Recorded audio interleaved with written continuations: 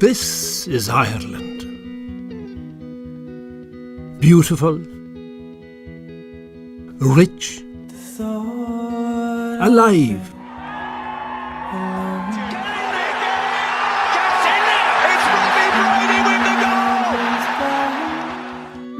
We are a country that's diverse, growing, and changing. Project Ireland 2040 is a plan for our social, economic and cultural development, a 10-year plan to invest in our infrastructure as a country, a plan to make Ireland a country that reflects the best of who we are and what we aspire to. By 2040, our population is expected to increase by 1 million, meaning an increased demand for homes, transport, education and employment, as well as cultural and civic amenities. At the heart of Project Ireland 2040 is the objective to build a better society. So why do we need a plan? We need a plan because in 20 years' time there'll be an extra 1 million people living in Ireland. So we need to plan now, plan where they're going to live, where they're going to work, study and how they're going to travel around. It's planned to make sure that there are nearly an extra 200,000 people living in rural Ireland in 20 years' time, and that means investment in roads and broadband and the fabric of our towns and villages. It means other major cities and major towns growing twice as fast as Dublin for the first time in history. Well, I haven't quite frankly, in the clip or from Deputy Fitzmaurice heard the reason. The population of Ireland is going to grow by over 1 million people over the next number of years. We need to plan how our country is going to grow, They're or quite arguing frankly, about the details Dublin will be choked. I would prefer to see the red flag fly outside County Hall here, and maybe in the future that will be the case.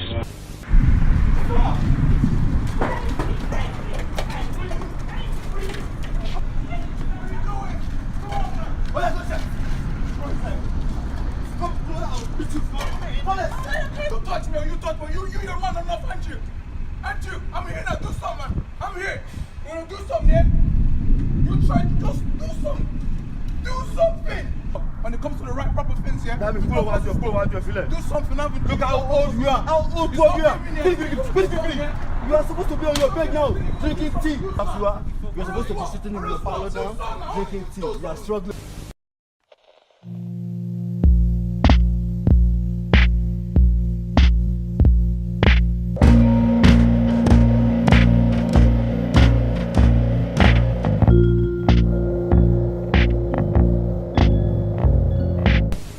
What's the difference between an Irish wedding and an Irish funeral? There's one less drunk. Ah yes, thank you all very much. I'm here all week. And it seems like the Irish government may have had one too many drinks lately, as their recent policy plans may, ironically, lead Ireland to its own funeral. There's a nice segue from a shit joke for you. What is Ireland 2040?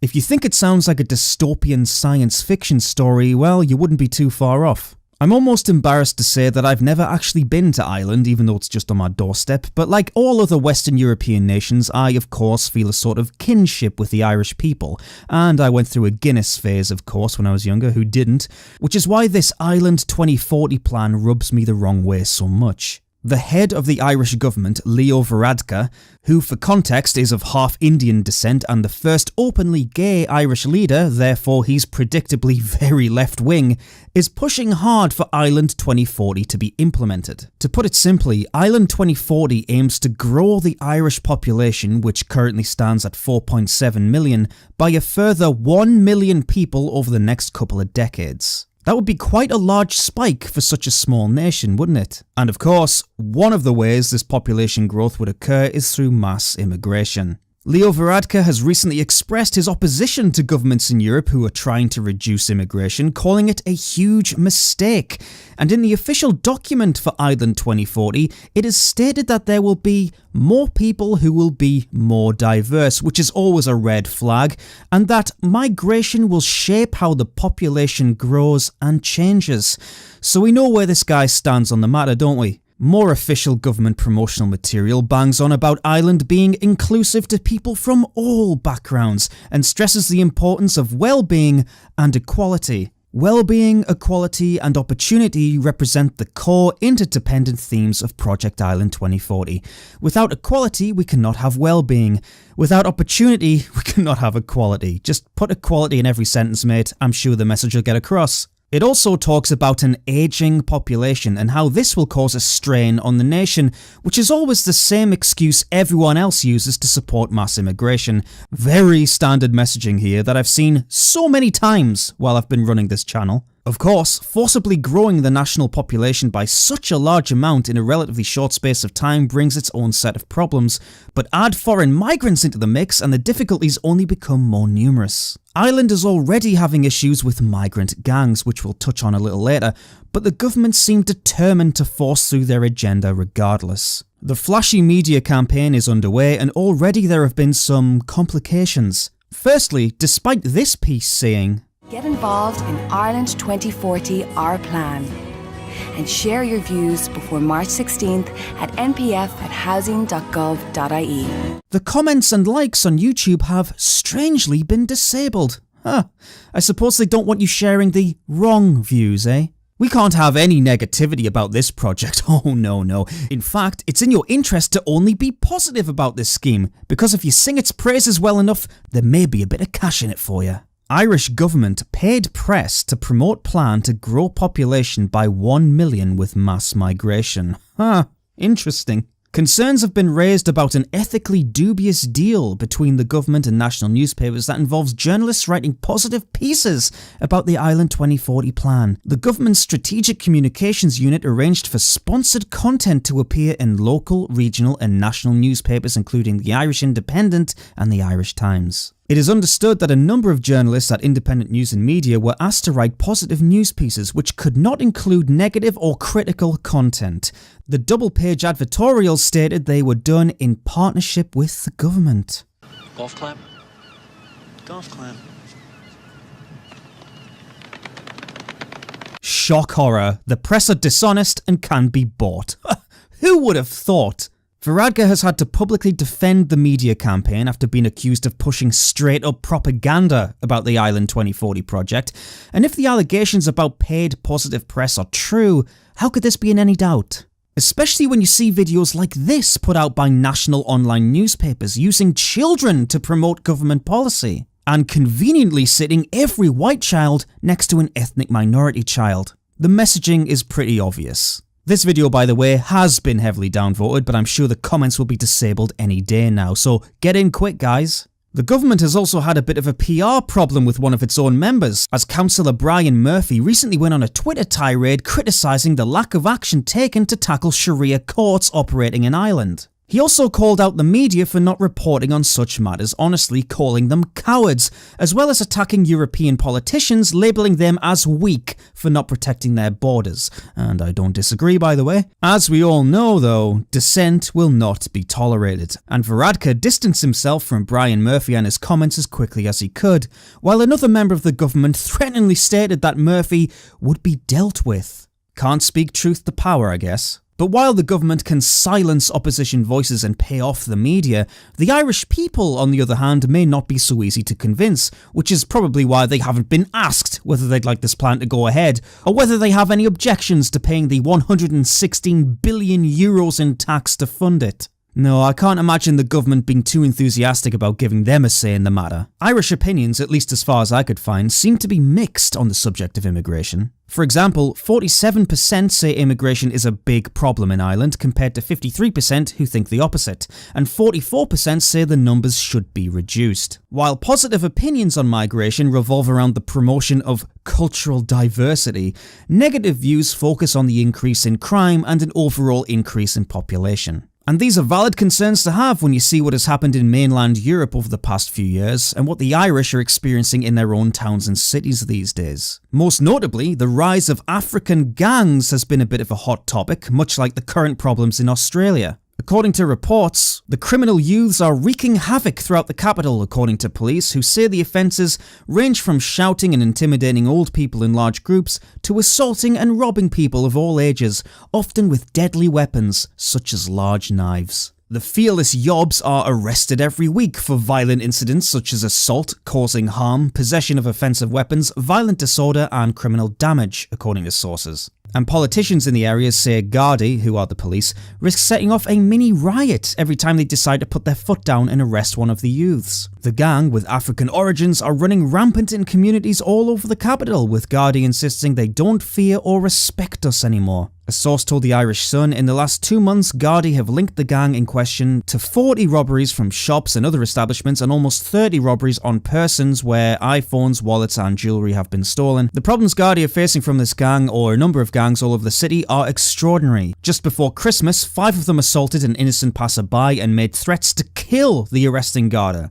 There's no fear or respect anymore. And at the bottom here, it's not just vulnerable OAPs suffering here, innocent kids are afraid to go out and play. The police had to respond to one incident in Swords where a 14-year-old boy was stripped down to his pants at knife point on the street just so they could rob him and ridicule him at the same time. That's what you're dealing with here.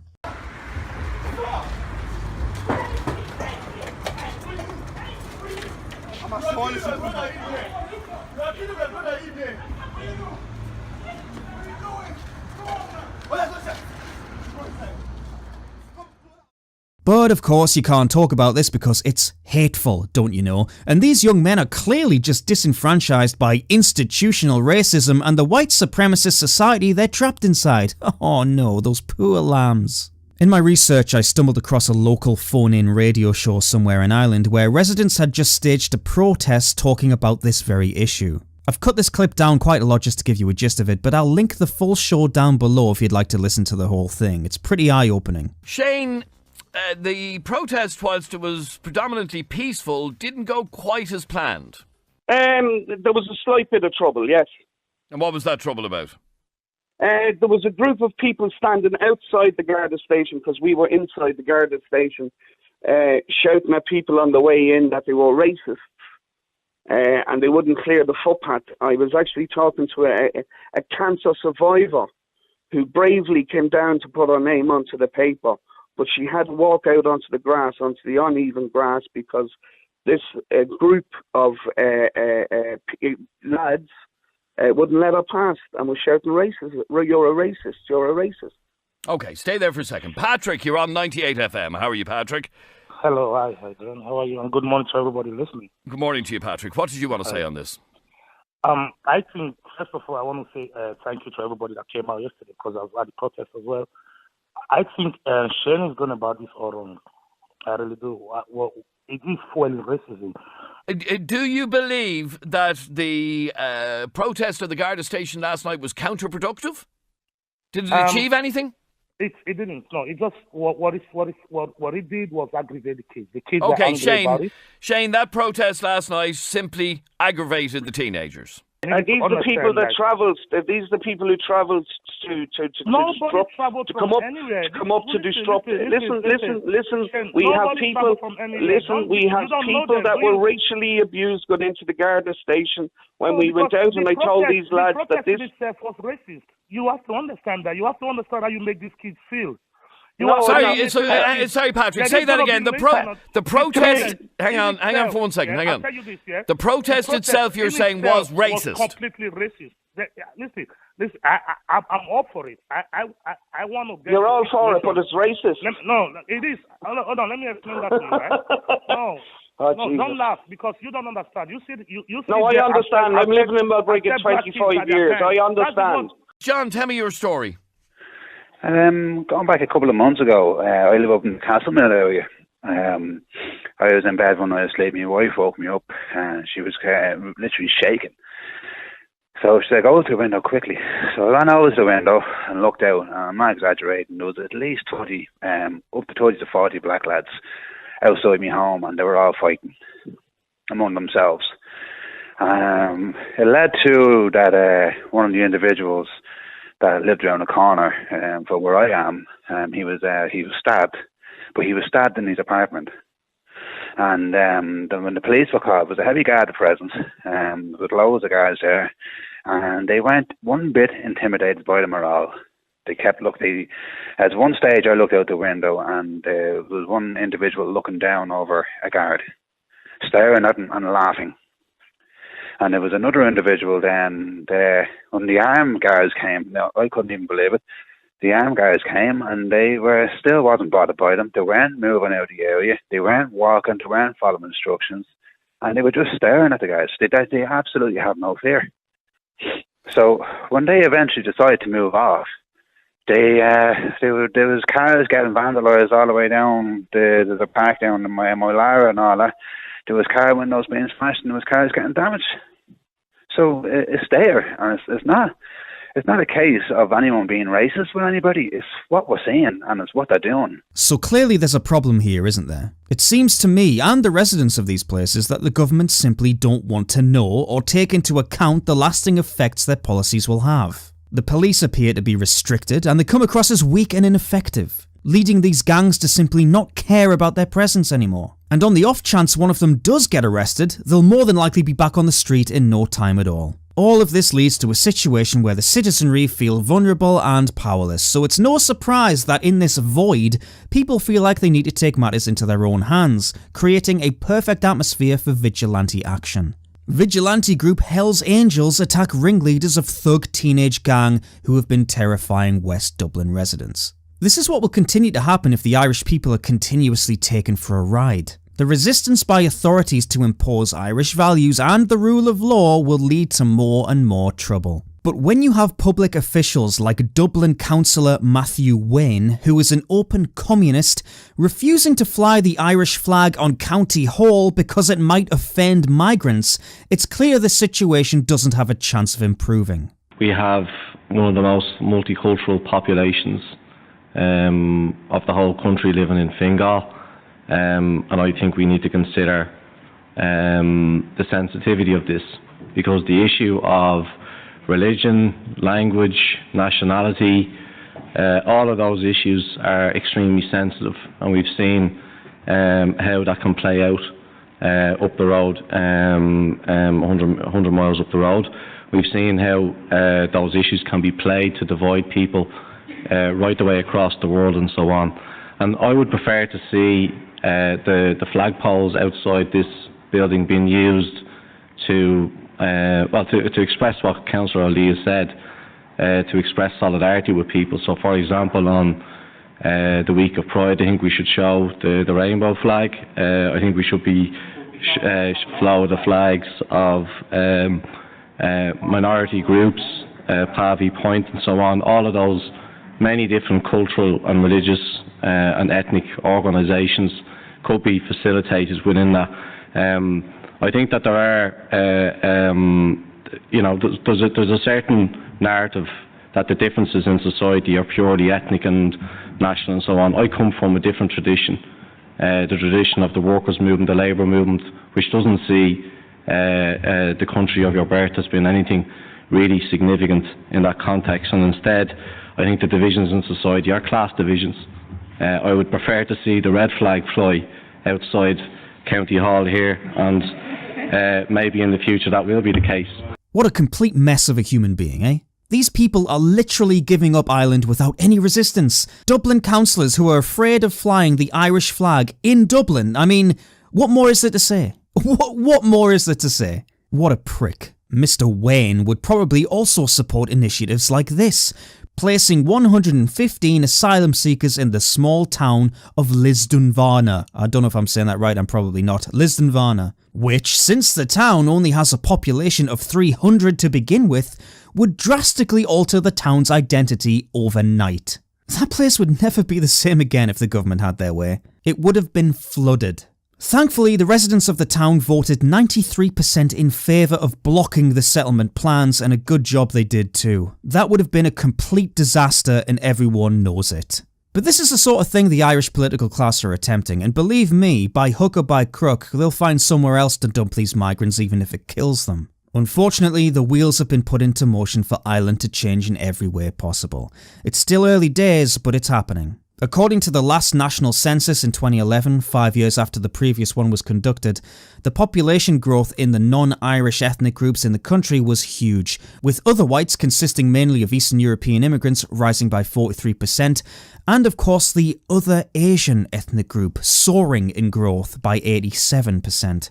As you can see, white Irish had the lowest growth rates in these 5 years, while the previously mentioned other whites, other Asians, and 2 separate black demographic groups all rose significantly. When we compare the white Irish age groups to the rest, they are top heavy, as they make up the majority of the over 40s, while the other ethnic groups are massively overrepresented in the 25 to 34-year-old bracket. So the pattern seems to be the Irish will keep getting older and the young people in the opposite ethnic categories will have more opportunities to have more children, leading to further population growth. And while the white Irish still, for now, make up a strong majority, an ageing population coupled with lower birth rates and mass migration are all elements that will influence significant change in the next few decades. It's a pattern seen all across the Western world at this rate, and an all too depressing one at that. Ireland 2040 has the potential to reshape and transform the very fabric of Irish society and water down its national identity in a major way. The government is on a mission to force through these changes with or without the public's blessing, and the problems the nation is currently facing in terms of social tensions between different groups will only get worse. The allegations of unethical press practices and internal party silencing of dissenting opinions is worrying to say the very least. Concerning, if you will. If resistance to this plan fails to materialise, then over the next 20 years expect to witness the Swedenisation of Ireland, and God, I hope I just coined that term because it's perfect. We all love a good joke about Irishmen walking into bars, but if this isn't tackled soon, well, I doubt we'll be laughing for much longer. And you can call me an alarmist if you want, and I'm sure you will, but similar countries in the West are already further down this road, and it's not working out too well for them. It's time to show opposition to these globalist politics, Irishmen. The future of your nation is at stake.